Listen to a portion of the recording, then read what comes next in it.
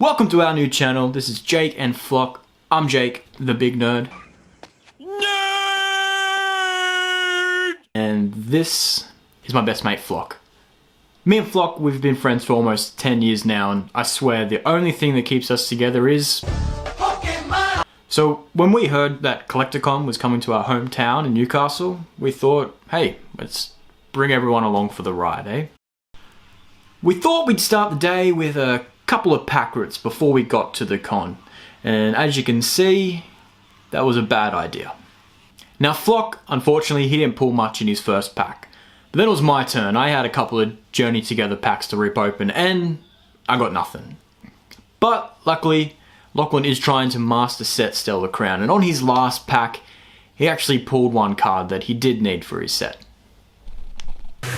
Oh, Kofu! Nice. Hey. We needed that one for Master Set. Hey. As fun as it was ripping packs at the car park at Big W, the time had finally come for us to walk on into CollectorCon. And we were met with an abundance of people. Yeah, I swear half of Newcastle had rocked up to this place. But that did not deter us at all. We headed straight to the first Pokemon vendor we could find. Now, we didn't get there late by any means. We were actually relatively early. It just seems like everyone else had gotten there before we did. The first vendor we went to, he had some great stuff, some vintage, some modern, like stuff you actually wanted to look for. Just seemed that half of it had already been picked out already. Now, the first vendor we went to, we decided not to get anything. We didn't want to blow all our money on the first stop. So we kept going. We actually found the next vendor had a lot of vintage Pokemon, and it's great for me because I'm currently collecting a Pokédex of the first generation and second generation with the base set, Jungle, Fossil, and a bunch of Neo sets. Now there was heaps there, but unfortunately I just couldn't find one that I needed. At this point, me and Flock are burning holes in our pockets. We are ready to buy. That's when we stumbled upon the next vendor, and wow, I have never seen a stack of Charizards quite like this one. Now, of course, we're ready to buy, right? And we're not going to grab a Charizard PSA slabs, kind of not what we're after. But Flocky pointed out these mystery boxes, and you know, that's the kind of the love of Pokemon, right? It's a gamble. You never know what you're going to get. But I've just never really trusted these mystery boxes. Flock, you know, he loves a good gamble. That's kind of why he's into Pokemon to begin with.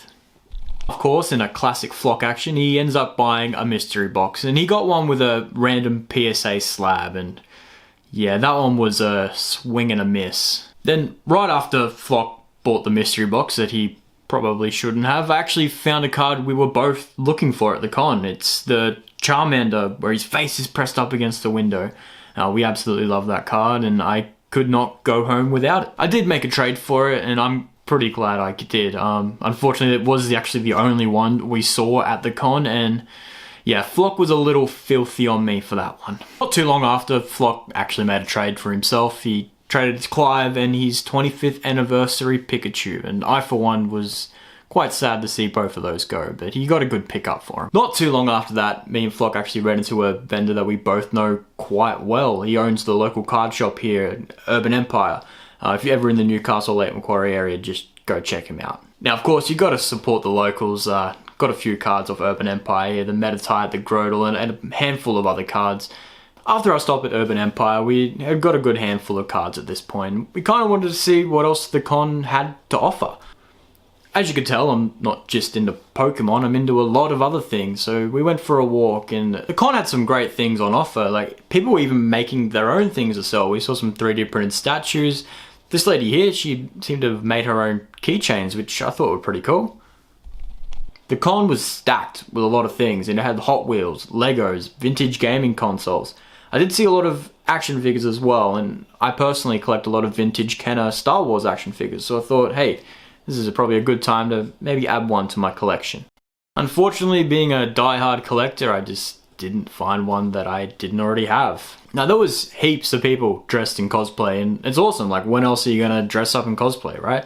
And unfortunately, the camera was pointing in the opposite direction. I was having a private conversation with Flock, This guy came past dressed as Kenny the Plumber, and man, he was a cracker. Just a really good energy from everybody at the con. Kenny from Yoda. Kenny. Sick fit, brother. Even put the list on specially and make me shit. I respect it. You've done well. We got a few more pickups here and there, but we decided to call it a day. And if you were there, you know it was probably the worst rain I've ever seen in Newcastle.